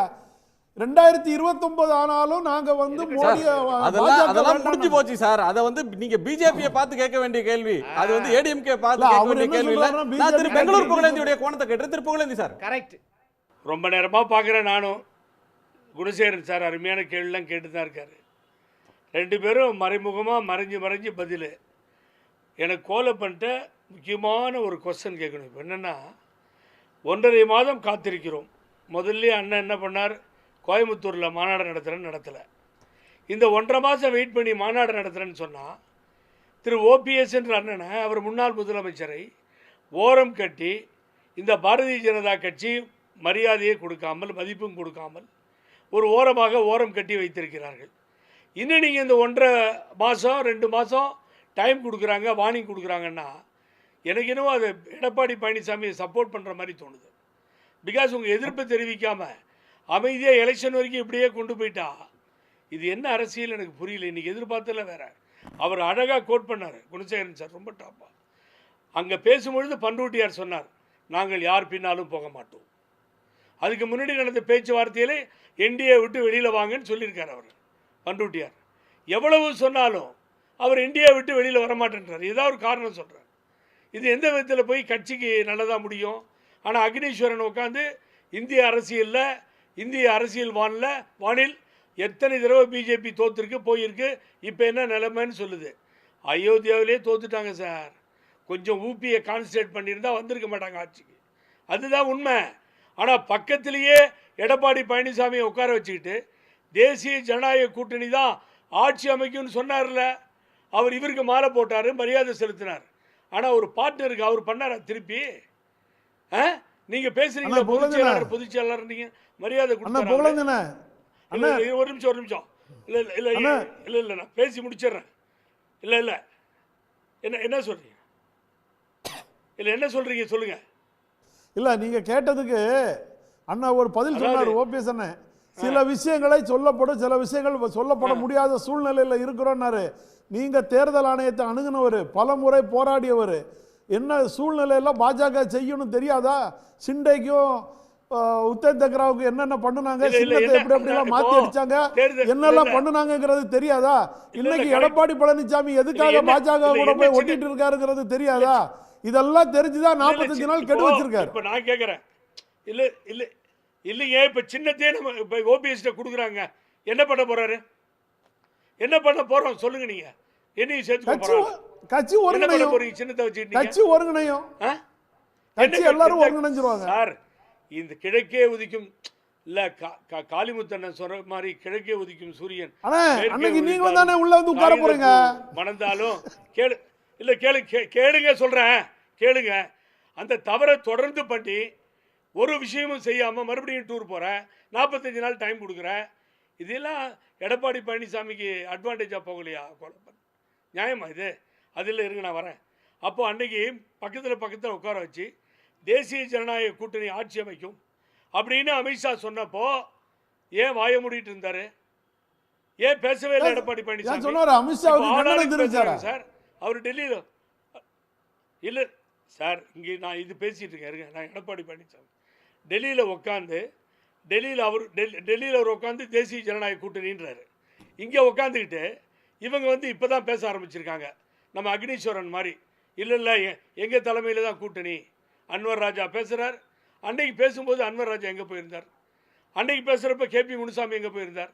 இந்த 2 மாதமாக தெரியலையா உங்களுக்கு? ஆகவே பிஜேபி வேண்டான்னு சொல்கிறதுக்கும் தைரியம் இல்லை. அங்கே போய் திராவிட இயக்க தலைவர்கள் தந்தை பெரியார், பேரறிஞர் அண்ணா, புரட்சி தலைவர் எம்ஜிஆர், அம்மா, ஏன் கலைஞரும், யாராவது நீங்கள் போய் இந்த இந்து முன்னணி கூட்டத்தில் உட்காந்து பார்த்துருக்கீங்களா? நடந்ததா இல்லையா? இதை யார் அங்கீகாரம் செய்தது? யார் அனுப்பி வைத்தது? எப்படி எடப்பாடி பழனிசாமி அனுப்பிச்சு வச்சாருங்க? சார் எடப்பாடி பழனிசாமி அவர்கள் அனுப்பிச்சு வச்சதுக்கு நீங்க வந்து கோல பண்ணிட்ட கருத்து கேட்டீங்கன்னா அவர் என்ன சார் சொல்லுவாரு? நான் உங்களை நேரடியா கேட்கிறது ஓபிஎஸ் இந்த வியூகம் ஒரு மன்றாடல் கடிதம் அப்படின்னு ஒரு கவன ஈர்ப்பு பெட்டிஷன் போடுறாரா இல்ல சேலஞ்ச் பண்றாரா? சார் தெளிவான எதிர்ப்பு எடப்பாடி பழனிசாமிக்கு எங்கள் அண்ணன் ஓபிஎஸ் இருந்து இல்லவே இல்லை. அது இல்லை. இன்னைக்கு நான் எதிர்பார்த்ததெல்லாம் அவர் தேசிய ஜனநாயக கூட்டணியிலிருந்து வெளியில் வந்துடுவார். பண்ருட்டி ராமச்சந்திரன் அண்ணன் சொன்ன மாதிரி மிக தெளிவாக நாங்கள் யார் பின்னாடியும் போகலை, எங்களை அவமதிச்சிட்டாங்க, அவமானப்படுத்திட்டாங்க, எங்கள் நிர்வாகிகளும் மாவட்ட செயலாளர்களும் மற்றவர்களும் ஏற்றுக்கொள்ளவில்லை அப்படின்னு சொல்லுவாருன்னு தான் எதிர்பார்த்தோம். காலம் பூரா 1.5 மாதம் டைமு, 2 மாதம் டைமு, 2.5 மாதம் டைமு, எதுக்காக இது கொடுக்குறது? அப்போ நம்முடைய நிலைமை என்ன ஆகும் சார்? இன்னொன்று சொல்கிறேன், அவர் கோச்சிக்க கூடாது கோலப்பன் சார். எந்த காலத்திலையும் எடப்பாடி பழனிசாமி ஓபிஎஸ்ஸை ஏற்றுக்கொள்ள தயாராக இல்லை, எந்த காலத்திலும் ஏற்றுக்கொள்ள தயாராக இல்லை. அந்த நிலை வந்தால் பிஜேபியை கட் பண்ணிட்டு வெளியே போகிறதுக்கு பழனிசாமி தயாராக இருக்கார். பிஜேபி தேவையில்லைன்னு சொல்லுவார், ஓபிஎஸ்ஸை எடுத்தால் ஒத்துக்கவே மாட்டார். அதுதானே நிலைமை. அதுதானே sir mister Gunasekaran sir hint பண்ணாங்க. ஆனால் இன்னும் மேலே மேலே நம்ம போய் விழுந்து அவங்கள்ட்ட என்ன ஆகணும்னு நினைக்கிறீங்க? எல்லோரும் ஒருங்கிணைவார்கள்னா யார்? நீங்க சொல்ல மாதிரி தான் நாங்களும் இன்னைக்கு எதிர்பார்த்தோம். என்டிஏ விட்டு வெளியில வருவாருங்கிறதா எங்களுடைய எண்ணமும் இல்லைன்னு நாங்க மறுக்கல. கால சந்தர்ப்ப சூழ்நிலையை கருத்துல கொண்டு அவர் ஒரு என்டிஏல இருக்கிறதா நீங்க சொல்லி தான் சார் தெரியுது. அவங்க இதெல்லாம் என்டிஏல ஓபிஎஸ் இருக்கிறாருன்னு யாரும் சொல்லல. என்டிஏல தானே பயணிச்சு வரோம். இப்போ எடப்பாடி உள்ள வந்ததனால தானே உங்களுக்கு இந்த என்டிஏ பத்தி பெருசா தெரியுது. இல்ல இல்ல என்டிஏ மீட்டிங்ல ஓபிஎஸ் பார்க்கலையே சார். என்டிஏ மீட்டிங் ஒன்றும் நடக்கல.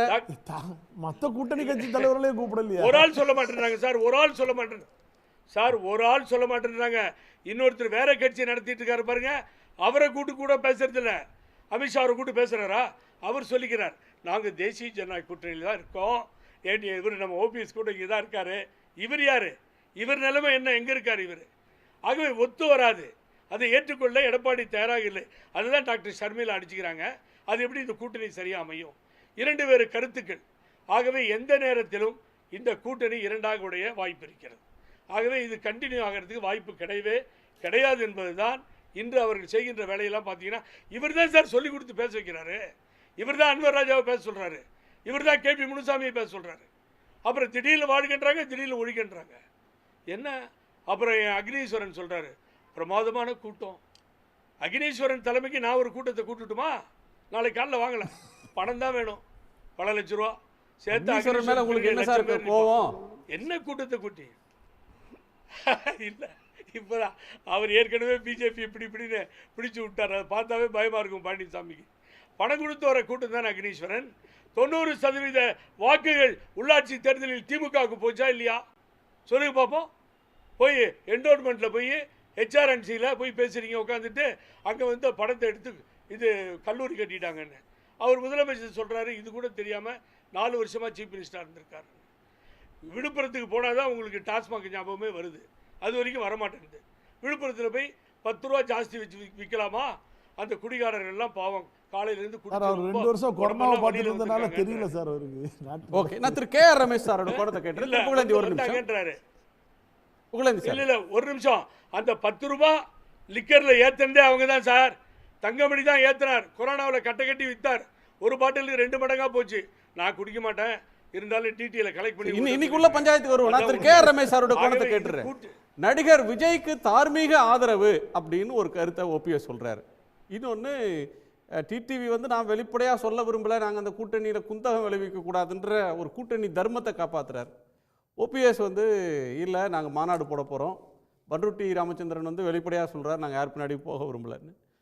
இன்னொரு வகையில் இன்னைக்கு பேசின திரு இபிஎஸ் வந்து கூட்டணியை இன்னும் பலமாக்குவோன்றார். ஏற்கனவே விரிசல்கள் தான் பெருசாக தெரியுது. இது சார்ந்த பல பார்வைகளை முன் வச்சிருக்கிறாங்க. அதாவது விஜய் அவர்களுக்கு வாழ்த்து சொன்னதுன்றது, விஜய் அவர்கள் கட்சி தொடங்குகின்ற பொழுது அனைத்து கட்சி தலைவர்களும் வாழ்த்து தெரிவித்தார்கள். அந்த அடிப்படையிலே முன்னாள் முதலமைச்சர் அவர்கள் ஓபிஎஸ் அவர்கள் வாழ்த்து தெரிவித்தார். இன்றைக்கு சொன்னதில் கூட ஒரு அர்த்தம் இருக்குது. எப்படின்னா, அவர் வந்து அதை பற்றி கேள்வி கேட்குறாங்க பத்திரிகையாளர்கள். கேட்கின்ற பொழுது அவர் ஜனநாயக பாதையை நோக்கி வந்து கொண்டிருக்கிறார், அது சரியாக அது சென்றால் அதற்கான வாழ்த்துக்கள் தான் சொன்னார். ஆகவே நேரடியாக நீங்கள் வந்து விஜய் அவர்களுக்கு வாழ்த்துக்கள் சொல்லவில்லை. ஒரு அரசியல் கட்சி தலைவர் ஒரு பத்திரிகையாளர் கேட்கின்ற பொழுது இன்னொரு அரசியல் கட்சி தலைவருக்கு வாழ்த்து தெரிவிப்பது என்பது ஒரு மரபு, அது ஒரு பண்பு. அந்த பண்பை அவர் கடைபிடிச்சிருக்கிறார். ஆகவே இதில் நீங்கள் ஒரு அரசியல் முடிச்சியை போட வேண்டாம். தொடர்ந்து இபிஎஸ் அவர்கள் சொல்லிக் கொண்டு இருக்கிறார் எல்லா மேடையிலுமே, எங்களுடைய கூட்டணி பலப்படும், எங்கள் கூட்டணிக்கு மேலும் பல கட்சிகள் வரும். இதை எங்கள் தலைவர் ஜி.கே. வாசன் அவர்களும் சொன்னாங்க. இன்றைக்கு அமித்ஷா உள்துறை அமைச்சர் அவர்களும் சொல்லியிருக்காங்க. ஏனென்றால் இன்னும் காலம் இருக்குது, 108 மாத காலம் இருக்கிறது. எல்லா கட்சிக்கும் அனைத்து கட்சிகளும் அந்தந்த கட்சிகளை அந்தந்த கட்சி தொண்டர்களை காப்பாற்ற வேண்டும். நமக்கும் சட்டமன்ற உறுப்பினர்கள் வேண்டும், எனக்கும் தேர்தல் அங்கீகாரம் வேண்டும் என்று நினைக்கக்கூடியது தான் எல்லா கட்சியும். அந்த வகையில் தான் இன்றைக்கு ஐயா ஓபிஎஸ்ஸாக இருக்கட்டும், திரு டிடிவியாக இருக்கட்டும், திருமதி பிரேமலதாவாக இருக்கட்டும், பட் அவர்களுடைய கட்சி, இப்போ எங்களுடைய கட்சி தமிழ் மாநில காங்கிரஸ் கட்சிக்காவது எந்தெந்த கட்சி உங்களுக்காக தமாகாவுக்காவது நீங்கள் எங்கே இருக்கீங்கன்னு தெரியுது. ஆமாங்க, டெல்லியில் என்டிஏல இருக்கீங்க, தமிழ்நாட்டில் இபிஎஸ் உங்கள் கட்சி எங்களோட இருக்குன்னு அக்னாலஜ் பண்ணுறாரு.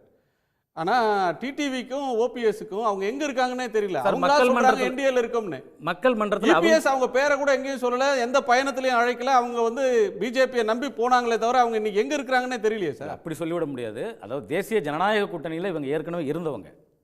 தேர்தலில் கடந்த நாடாளுமன்றத்தில் இன்னும் ரொம்ப தூரம் கிடையாது. இப்போ இல்லை, 2024 இருந்தாங்க. இன்னும் அவங்க ஸ்டில் கண்டினியூ தான் இருக்காங்க. அதே வேளையில் அவங்க வந்து இப்போ அதிமுகவோட அமித்ஷா அவர்கள் பேசுகின்ற பொழுது அவர்களுக்கான கொஞ்சம் அவர்களுடைய கோரிக்கைகள் அங்கே கொஞ்சம் உள்வாங்கப்படலை. அது காலம் இருக்குது, அதற்கான காலம் இருக்குன்னு சொல்லிட்டாங்க. ஆகவே முதல்ல வந்து நீங்க ஒவ்வொரு பண்ணிடுவாங்க. இவங்க முதல்ல நீங்கள் இயக்கத்தில் ஒரு கட்சி வந்து கூட்டணி சேருதுன்னா ஒரு பெரிய கட்சிகளை முதல்ல பேசிட்டு தான் இப்போ அதிமுக பாஜக தலைமையில் தான் அந்த கூட்டணி ஃபார்ம் ஆகுது. ஆகவே இன்னும் நேரம் இருக்குது, காலம் இருக்கிறது. இங்கே என்னன்னா ஒருங்கிணைந்து திராவிட முன்னேற்ற கழகத்தை எதிர்த்து நிற்கக்கூடிய வாக்காளர்கள் தான். அந்த வாக்காளர்களுடைய வாக்குகளை அறுவடை செய்ய வேண்டும் என்பதில் தான் இன்றைக்கு ஐயா ஓபிஎஸ் அவர்களும் தெளிவாக இருக்காங்க, திரு டிடிவி அவர்களும் தெளிவாக இருக்காங்க. இன்றைக்கு இதே விஜயகாந்த் அவர்களுடைய இது திருமதி பிரேமலதா விஜயகாந்த் அவர்கள் கூட ஒரு காலகட்டத்தில் வந்து திராவிட முன்னேற்ற கழகத்தினுடைய இந்த மாதிரி சட்டம் ஒழுங்கு பற்றி பேசியிருக்காங்க, இன்றைக்கு டாஸ்மார்க்கை பற்றி பேசிட்டு இருக்காங்க. ஆகவே எல்லாருமே ஆளுங்கட்சி மிக்ஸ்டு சிக்னல் கொடுக்குறாங்க. பிரேமலதா வந்து ஒரு நாள் திமுக ஆதரவு நிலைப்பாடு பேசுறாங்க, அடுத்த நாள் திமுக எதிர்த்து பேசுறாங்க. நீங்க என்ன யாரோட கூட்டு சேருவீங்கன்னா ஜனவரிக்கு பிறகு பார்ப்போம், அதற்கு பிறகு அப்போ ஒரு மாநாடு சொல்லிட்டாங்க. எப்படின்னா எங்களுடைய இன்னைக்கு தேதிக்கு வந்து அவங்க வந்து இன்னார இப்போ நீங்க தமாக வந்து இபிஎஸ் தான் எங்க சீஃப் மினிஸ்டர் கேண்டிடேட், நாங்க என்டிஏல இருக்கோம்னு சொல்றீங்கல்ல, அப்படியான ஒரு அக்னாலஜ்மெண்ட்டை தேமுதிக இந்த நிமிஷம் வரையும் வரும் சார். அதிமுக கூட்டணியில் வரும், அந்த நம்பிக்கை எங்களுக்கு இருக்கிறது.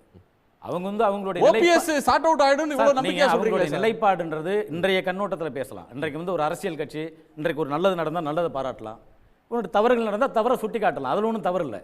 ஒரு நாள் நீங்கள் திமுகவை பேசுகிறாங்கன்னா ஏதோ ஒரு நல்ல காரியம் நடந்திருக்கும், ஒரு சட்டம் ஒழுங்கு பிரச்சனையில் ஒரு காவல்துறை நடவடிக்கை எடுத்திருக்கோம், காவல்துறையை பாராட்ட வேண்டும் என்றால் அரசை தான் பாராட்ட முடியும். ஆகவே பிரேமலதா அவர்களுடைய நடவடிக்கை அப்படி தான் நம்ம பார்க்குறோம். ஆகவே அரசியல்ன்றது அவங்க எங்களுடைய உள்கட்சி எங்களுடைய கட்சிகளுடைய நிலைப்பாட்டை எடுக்க வேண்டும், எங்களுடைய தொண்டர்களை ஊக்கப்படுத்த வேண்டும். அதனால் சுற்றுப்பயணத்தை முடிச்சுட்டு ஜனவரியில் அறிவிக்கிறேன்னு சொல்லியிருக்காங்க. ஆகவே இதில் வந்து நம்ம ஒரு எந்த கணக்கையும் பார்க்க வேண்டாம். ஒரு கெடு விதிச்சிருக்கோம், 45 நாள் கெடு விதிச்சிருக்கார் ஓபிஎஸ் சார். அது அவருடைய அரசியல் நிலைப்பாட்டை சொல்லுவதற்கு சொல்லியிருக்காரு சார். கெடும் இன்னும் உங்களுக்கு கிட்டத்தட்ட 8 மாத காலம் இருக்கு. ஐயா அவர்கள் எந்த நடவடிக்கை எதுவும் எதிர்மறை நடவடிக்கை எடுத்து விட மாட்டார். 8 மாத அவரும் திமுகவுக்கு 8 மாத காலம் முடிஞ்ச பிறகு நீங்க வந்து 4 சீட்டை கொடுத்துட்டு பலாபலத்துல போய் நில்லுங்கன்னா நாங்க போய் நிக்கல. அதற்கான சூழ்நிலைகள் வராது. ஆனா என்டிஏ கூட்டணியில அமித்ஷா யாருன்னு அறிவிக்க, தமிழ்நாட்டுல முதல்வர் வேட்பாளர் அறிவிக்க அமித்ஷா யாருன்னு இல்ல, அதற்கான சூழ்நிலைகள் வரும் சார். சார் நீங்க இதையே சொல்றீங்க. ஒரு காலகட்டத்தில் நீங்க இன்னைக்கு நீங்க அமித்ஷாவை பத்தி பேசுறோம், ஒரு காலகட்டத்தில் நீங்க பாத்தீங்கன்னா சிவராஜ் பாட்டீல் வந்து தான் இங்க கூட்டணியை பேசுவார். நீங்க அகில இந்திய இதில் வந்து குலாம் நபி ஆசாத் தான் இங்க வந்து கூட்டணியை பேசுவார். நீங்க இன்னைக்கு வந்து நீங்க அமித்ஷாவை மட்டும் பத்தி பேசுறோம். பாரதிய ஜனதா கட்சி அமித்ஷா வந்துட்டார். ஒரு காலகட்டத்தில் நீங்க ஏர்போர்ட்லேருந்து வந்து இறங்கின உடனே அம்மையார் ஜெயலலிதா அவர்களை சிவராஜ் பாட்டீலும் குலாம் நபி ஆசாத் தான் பார்ப்பாங்க. கூட்டணி அங்கதான் முடிவாகும். நீங்க கூட்டணி தேசிய அரசியல் இருக்கிறவங்க தான் சார் தீர்மானிப்பாங்க. நீங்க அதை வச்சுதான் தமிழகத்தினுடைய அரசியல் இருக்கும். தமிழ்நாட்டுக்கு அதிகமாக இருந்தாலும் கூட 2 விஷயம் இருக்கு சார். கூட்டணி வந்து இந்த கட்சியோட கூட்டணி சேர்றோம் அப்படின்னு வந்து போயஸ் கார்டனுக்கோ அல்லது கோபாலபுரத்துக்கு போய் கூட்டணி சேர்வது அப்படின்னு ஒண்ணு, எங்களுக்கு இத்தனை இடங்களை கொடுங்க, நாங்க இத்தனை இடங்களை ஏற்றுக்கொள்றோம் அப்படின்றது வேற. இங்க வந்து சூழலே எட்டப்படல சார். அதற்கான இன்னும் கூட்டணி பேச்சுவார்த்தை இன்னும் சூழலே எட்டப்படல. என்டிஏ கூட்டணி ஆட்சின்னு திரு அமித்ஷா சொல்றாரு, கூட்டணி ஆட்சி அதிகாரத்துல பங்குன்னு. அப்படி யாரும் காங்கிரஸ்காரங்களாம் யாரும் வந்து கூட்டணி பேசும்போதோ பேசின பிறகோ எல்லாம் பேசினது இல்லை. இப்போ நான் என்ன சொல்றேன், அமித்ஷா சொன்னது ஒரு புறம் விடுங்க. இன்றைக்கு திராவிட முன்னேற்ற கழகத்தில் இன்னைக்கு அண்ணன் திருமாவளவன் அவர்கள் இருக்காங்க. 2016 நான் தேர்தல் களம் மக்கள் நல கூட்டணியோடு கண்டேன். கூட்டணி ஆட்சி வேண்டும் என்பதில் என்னுடைய கோரிக்கை அழுத்தமாக இருந்தது. அந்த கோரிக்கை இன்னும் என்னுடைய குறையவில்லை என்று அவர் சொல்றார். இல்ல, அடுத்த லைன் சொல்லுங்க. ஆகவே இந்த தேர்தல் அது சாத்தியம் இல்லைன்னு சொல்றாரு. இல்ல, சாத்தியம் இருக்கு இல்லை என்பது வெற்றி பெற்றதுக்கு பிறகுதான் தெரியும். அவரே நீங்க எத்தனை ஜெயிக்க போறீங்க, தொங்கும் சட்டசபை வந்தா அன்னைக்கு கூட்டணி அன்றைக்கு கூட்டணி கட்சிகள் வந்து கூட்டணி மந்திரி சபை வலியுறுத்துவாங்க. அவருடைய பேட்டியோட முழு போர்ஷன் சார் அது வந்து வெற்றிக்கு பிறகுதான் சார். நீங்க வந்து அப்சல்யூட் மெஜாரிட்டி பேசுறது. திரு திருமாவளவன் அவர்களுடைய பேட்டியை கோட் பண்றீங்கன்னா அவர் வந்து இதை நான் முன்னிபந்தனையாக வைக்க விரும்பவில்லை, கூட்டணி ஆட்சின்ற நிபந்தனையை நாங்க கூட்டணியில முன்வைக்கல, கூட்டணி ஆட்சிக்கான சூழலும் இப்போது கனியவில்லை அப்படி சொல்றாரு. 2006 ஒரு மைனாரிட்டி கவர்மெண்ட் திமுக அமைஞ்ச மாதிரி அமைஞ்சு போட்டுதுன்னா ஒருவேளை நான் ஒரு யூகத்தின் அடிப்படையில் சொல்றேன், அன்றைக்கு கூட்டணி மந்திரி சபை வேண்டும் என்று இதே அண்ணன் திருமாவளவன் கோரிக்கை வைக்க மாட்டாரா? வைப்பார் இல்லையா? ஏனென்றால் தொங்கும் சட்டசபை மாதிரி நீங்கள் மைனாரிட்டி கவர்மெண்ட் ஆகிப்போச்சு, இவர் ஒரு 10 சட்டமன்ற உறுப்பினர்கள் ஆதரவு தரணும், கம்யூனிஸ்ட் ஒரு 4 தரணும், நீங்கள் வந்து மதிமுக தரணும் என்று சொல்லுகின்ற பொழுது கண்டிப்பாக வைப்பார்களா வைக்க மாட்டார்களா? அந்த நிலைப்பாடு அன்னைக்கு. இன்னைக்கு நம்ம யூகத்தின் அடிப்படையில் பேச வேண்டாம். இங்கே அதிமுக தலைமையிலே பாஜக கூட்டணி தேசிய ஜனநாயக கூட்டணி வலுப்படும், இதில் அனைவரும் ஒன்று சேருவார்கள், அதில் எந்தவித மாற்று கருத்தும் இல்லை.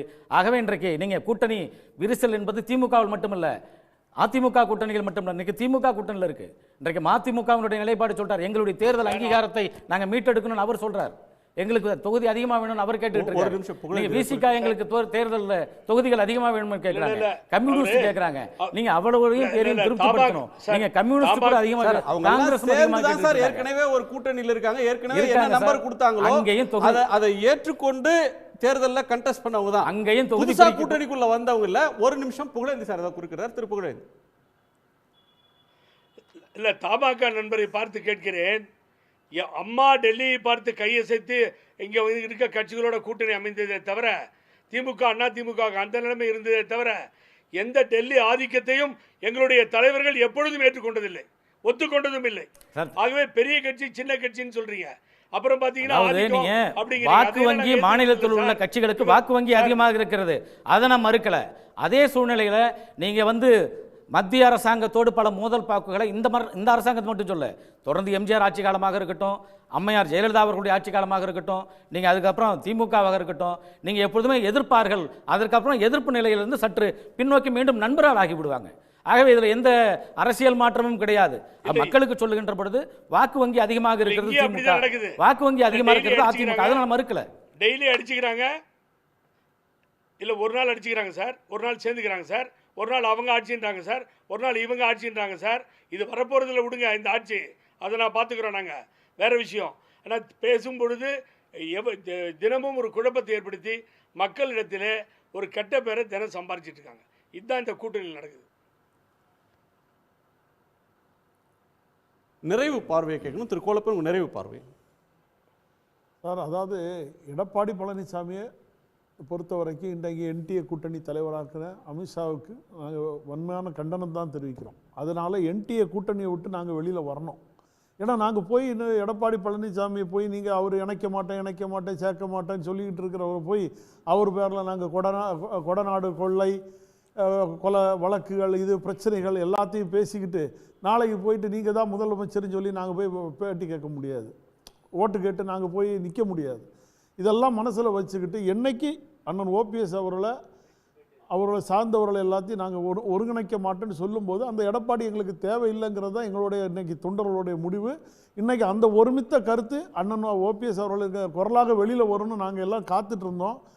இன்றைய சூழ்நிலையில் அவர் ஒரு 45 நாள் அதுக்கு டைமை கொடுத்து ஒரு மாநாடு, அவர் என்ன சொல்கிறாருன்னா ஒருங்கிணைந்த அதிமுகவே செயல்படுங்கிறதே அவர் மேற்கோள் காட்டியிருக்காரு. அந்த காலகட்டம் எப்படி வருதுங்கிறத பார்ப்போம். அதனால இவர் அண்ணன் சொல்றது செயல்பாடுகள் முதல்ல அதிமுக ஒழுங்குபடுத்த சொல்லுங்க. இப்ப நீங்கள்லாம் என்ன சொல்றீங்க, எடப்பாடி பழனிசாமி அண்ணன் சொல்லுங்க உங்க கட்சி சீரழிஞ்சிருக்கு, அதனால தாங்க பாஜக உள்ளுக நுழையுது, பாஜக கட்சியை உடைச்சி சீரழிக்க நினைக்குது, அவங்க 16% வந்தது எப்படி வந்தாங்கங்கிறதெல்லாம் நீங்கள்லாம் எடுத்து சொல்லணும். ஒழிய ஒரு இத்தனை ஆண்டு காலம் புரட்சி தலைவர் எம்ஜிஆர் இந்திரா காந்தி அம்மையாரே வேண்டாம் சொல்லி தாங்க நின்னாங்க. சரி, உங்களுக்கு தெரியாது இல்லை அந்த காலகட்டங்கள்ல. நான் முழுமையாக ஏற்றுக்கிறேன், அதை மதிக்கணும். ஏனென்றால் அவருடைய ஆதங்கத்தை அவர் தெரிவிச்சிருக்கிறார். இன்றைக்கு அது உள்கட்சி பிரச்சனை, அதில் நாங்கள் கருத்து சொல்ல முடியாது. அதிமுகவினுடைய முழு உள்கட்சி பிரச்சனை இருந்தாலும் கட்சி ஒன்றாக சேர்ந்து தேசிய ஜனநாயக கூட்டணியோடு சேர்ந்து இன்றைக்கு திராவிட முன்னேற்ற கழகத்திற்கு எதிரான வாக்குகளை அறுவடை செய்வதற்கு அவர்கள் தயாராக இருக்க வேண்டும் என்பதுதான் என்னுடைய இந்த கூற்றகம். டாக்டர் ஷர்மிளா, இன்னைக்கு சோஷியல் மீடியாவில் ஒரு வீடியோ வைரல் ஆச்சு. அதாவது பாஜக உடைய ஒரு தொண்டர் நயினார் நாகேந்திரன் கிட்ட சொல்றாரு, வீடு வீடா போய் ஓட்டு கேட்குறோம், பசிச்சதுன்னா சொல்லுங்க ஒரு வாய் சோறு போடுறோம், ஆனா உங்களுக்கு ஓட்டு போட மாட்டோம் அப்படிங்கிற ஒரு விஷயத்த சொன்னாரு. அப்படிங்கிற இதுதான் பாஜகவுடைய உண்மையான நிலை. அப்படிப்பட்ட ஒரு வாக்கு வங்கியை வச்சிருக்கக்கூடிய பாஜக தான் இன்னைக்கு இந்த கூட்டணியில இருக்கக்கூடிய தலைவர்களை டிக்டேட் பண்ணுது அப்படிங்கிற ஒரு விஷயத்தை மக்கள் பார்த்துட்டு இருக்காங்க. இந்த சர்வாதிகாரம் தொடர்ந்து நான் முடிச்சிடுறேன் சார், இந்த சர்வாதிகாரம் பாஜகவுடைய இந்த சர்வாதிகார போக்கு இந்த கூட்டணியில் இருக்கக்கூடிய தலைவர்களுக்கே ஒரு எரிச்சலை ஏற்படுத்தியிருக்கு அப்படிங்கறத நம்ம பாக்குறோம். நீங்க பாமக பெரிய கட்சிகள் இன்னைக்கு ஜான் பாண்டியன் போன்ற தலைவர்களே சொல்றாங்க, என்டிஏ கூட்டணியில இன்னைக்கு இருக்கோம், நாளைக்கு இருப்போமா இல்லையாங்கிறது தெரியாது, தேர்தல் வரும்போது பாத்துக்கலான்னு. அப்போ கூட்டணி ஆட்சி அப்படிங்கிற ஒரு கண்டிஷனை இந்த கூட்டணிக்குள்ள அதிமுக மட்டும்தான் எதிர்நிலைப்பாட்டுல இருக்கு. இந்த கூட்டணியில இருக்கக்கூடிய இல்ல சேர்க்கணும்னு நினைக்கக்கூடிய எல்லா கட்சிகளுமே கூட்டணி ஆட்சியை வரவேற்கக்கூடிய கட்சிகள் தான். இன்னைக்கு அதே ஆப்ஷனை தான் விஜய் வந்து அவருடைய தலைமையில அமைய போற கூட்டணியிலையும் அந்த ஆப்ஷன் அவர் ஓப்பனா வச்சிருக்கிறாரு. சோ மற்ற கட்சிகள் எல்லாம் இங்க இருக்கிறத விட வேற ஆப்ஷன் பார்க்கலாமா அப்படிங்கிற ஒரு மனநிலைக்கு வந்துட்டாங்க அப்படிங்கிறது ஓபிஎஸ் அவர்களுடைய பேச்சிலையும் சரி, டிடிவி தினகரன் அவர்களுடைய பேச்சிலையும் சரி ரொம்ப தெளிவாக தெரியுது. பிரேமலதா அவர்களும் சரி, பாமக அவர்களும் சரி, இந்த கூட்டணிக்கு ஒரு கமிட்மெண்ட் கொடுக்காததுக்கும் இது ஒரு காரணம் அப்படிங்கிறது தான். நன்றி மேடம், நன்றி நன்றி நன்றி, எல்லோருக்கும் நன்றி. மீண்டும் சந்திப்போம். இது கேள்விக்களம், மக்களின் மேடை. உடனுக்குடன் செய்திகளை தெரிந்து கொள்ள சன் நியூஸ் பெல் ஐகானை கிளிக் பண்ணுங்க.